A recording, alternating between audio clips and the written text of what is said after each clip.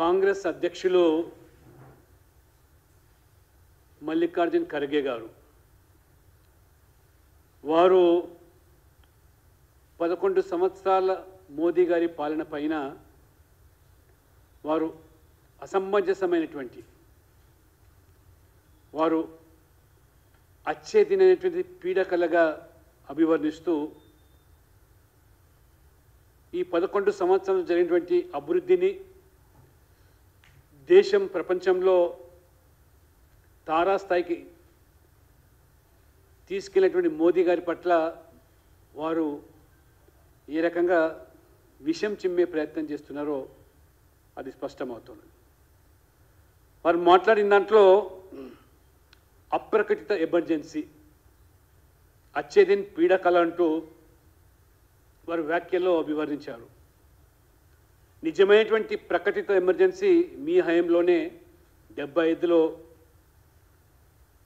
మీరు విధించినటువంటి ఎమర్జెన్సీ విషయాన్ని మర్చిపోయి ఆ రోజు మీడియా నిషేధము ఏ రకంగా ప్రజాస్వామ్యాన్ని అధికారాన్ని కొనసాగించడానికి ఒక కుటుంబం ఒక వ్యక్తి ఏ రకంగా చివరికి న్యాయ వ్యవస్థను కూడా కాల్దాసిన ఉదంతాలను మర్చిపోయి ఇవాళ మల్లికార్జున్ ఖర్గే గారు మాట్లాడుతున్నారు.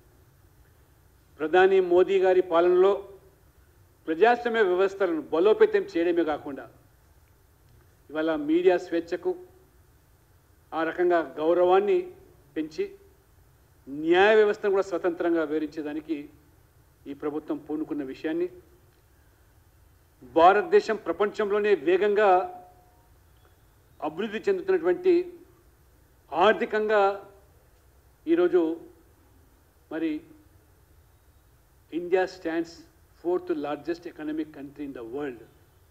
మీ హయాంలో 10వ స్థానంలో ఉన్నటువంటి ఆర్థికంగా ఉన్న దేశాన్ని ఇవాళ అనేకమైనటువంటి అవరోధాలు ఇబ్బందులు ఇక్కట్లు కరోనా నుంచి మొదలుకుంటే నిన్న మిషన్ సింధూర్ పేరు మీద సింధూర్ ఆపరేషన్ అయితే జరిగిందో ఆర్థికంగా ఒడిదొడుకులు ఉన్నప్పటికీ కూడా we could able to stand 4th largest country in the world ఎకనామికల్గా జపాన్ను సర్పాస్ చేసి ముందుకు పోయిందాన్ని మల్లికార్జున్ ఖర్గే గారు ఇవాళ దాన్ని మర్చిపోయి మాట్లాడుతున్నారు. ఇవాళ 11 ఏళ్ళ పాలనలో కాంగ్రెస్ వరుసగా 3 సార్లు రాహుల్ గాంధీ నేతృత్వంలో కన్సిక్యూటివ్గా వరుస క్రమంలో 3 సార్లు ఓటమి చెంది అధికారం కోల్పోయినటువంటి మీకు బీజేపీకి మోదీ గారికి పెరుగుతున్నటువంటి ఆదరణ మీరు జీర్ణించుకోలేకపోతున్నారు.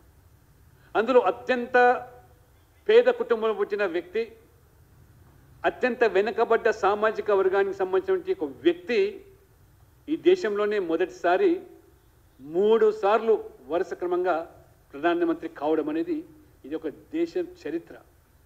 మోస్ట్ బ్యాక్వర్డ్ క్లాస్ నుంచి వచ్చినటువంటి వ్యక్తి అందులో చాలా పేదరికంలో అనుభవించిన వ్యక్తి ఇది భారతదేశం యొక్క ప్రజాస్వామ్యము. ఆ రకంగా ప్రజలు ఇవాళ మోదీ గారి ప్రభుత్వం పట్ల వారి పట్ల పెరిగినటువంటి నమ్మకము విశ్వాసము ఇది వారికి ఊహకు అందడం లేదు.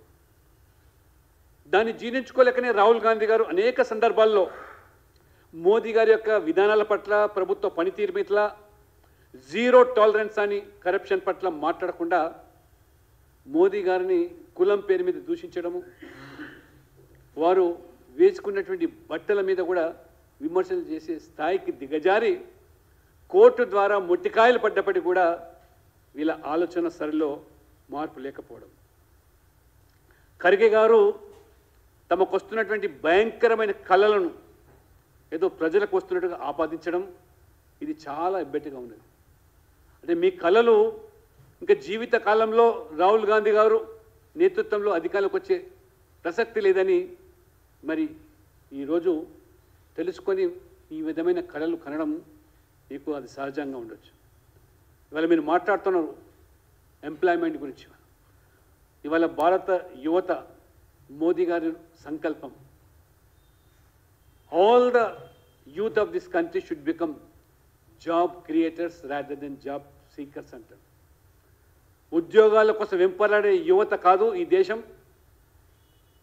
ఇవాళ ఉద్యోగాలు కల్పించే సంస్థలుగా ప్రతి యువత నిర్మాణం కావాలని సంకల్పించిన వారు ఆ కళలు ఇవాళ సాకారం అవుతున్నాయి. ఇవాళ స్టాండప్ ఇండియా, స్టార్టప్ ఇండియా, ఈ రకంగా మేక్ ఇన్ ఇండియా లాంటి ఈ యొక్క కార్యక్రమాలతో ఏ రకంగా ఇవాళ మొత్తం దేశం గర్వపడే రీతిలో 1,60,000 స్టార్టప్స్ ఇవాళ ఈ 11 సంవత్సరాల్లో, అంటే ఒక స్టార్టప్ ద్వారా 20, 30, 100, 200 మందికి ఉపాధి కల్పించే సంస్థలు. మీ హయాంలో 100 స్టార్టప్లు కూడా లేవు. యూనికాన్ అనేటువంటి ఆ యొక్క మరి ఊసేలేదు ఆ పదం.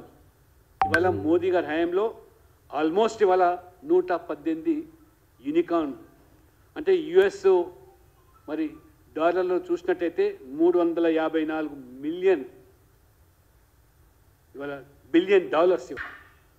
అంటే ఏ రకంగా ఇవాళ మోదీ గారి యొక్క సంకల్పాన్ని సాకారం చేస్తూ వారి విధానాల పట్ల కేవలం ఉద్యోగాలు మాత్రం కాదు, వ్యక్తిగతంగా ఉద్యోగాలు కల్పించే సంస్థలుగా వారి 11 సంవత్సరాల్లో రోజ్గార్ మేళాలు నిర్వహించి కేంద్ర ప్రభుత్వ ఉద్యోగాలు విధిగా మరి రైల్వే కానీ, డిఫెన్స్ కానీ, బిఎస్ఎన్ఎల్ కానీ అనేక సంస్థల్లో 10 లక్షల మందికి ఏ రకంగా నియామకాలు కల్పించి ఇంకా ప్రైవేటు రంగాల్లో కోట్లాది మందికి ఇవాళ ఉపాధి కల్పించినటువంటి